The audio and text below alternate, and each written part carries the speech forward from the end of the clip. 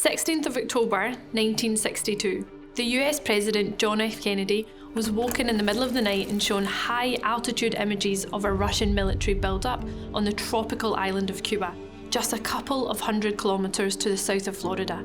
The images showed armed nuclear missiles. We teetered on nuclear destruction. Over the next few days, the world held its breath while Kennedy decided to respond.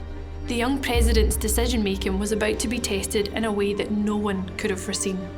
His military chiefs wanted to start an all-out attack, risking nuclear war. Instead, he convened a meeting of 14 hand-picked, non-military advisors known to history's ex-com. He let them present the facts to him, to argue, counter-argue, debate, weigh options and draw out possible scenarios. This approach, playing different arguments off against each other, was to prove crucial. And incredibly, you also need to learn to be able to do this in higher history. Let's unpack this. This is Think 4.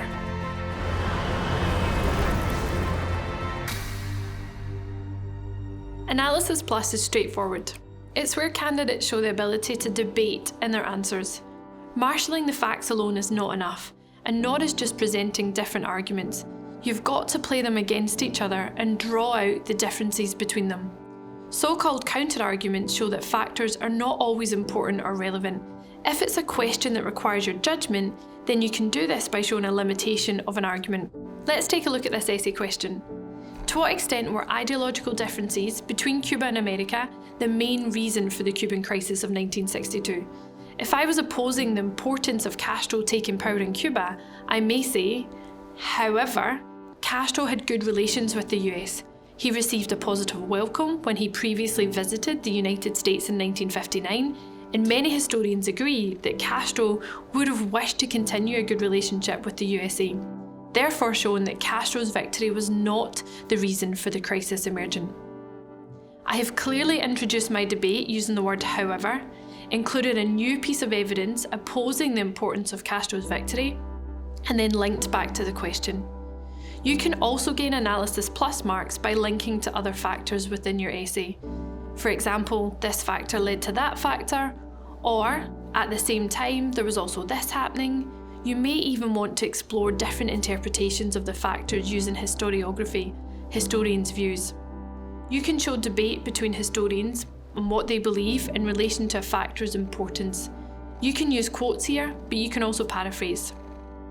The important thing to remember is that you're introducing debate to your essay. This should be in line with the question, but also in line with your argument that you set up in the introduction. If you said that ideological difference was the main cause of the missile crisis, then I wouldn't expect to see a counter-argument, for example, in this factor. You would simply be contradicting yourself then. Kennedy kept his cool. He rejected the pleas from his Joint Chiefs of Staff, his military men, and their advice to commence a full-scale invasion of Soviet bases in Cuba. Instead, he used the insights he gained from the debates of the ex-com team to inform his decision-making. By the end of October, after a few weeks of incredible tension, Kennedy and his Russian counterpart Khrushchev had agreed to effectively withdraw and disarm.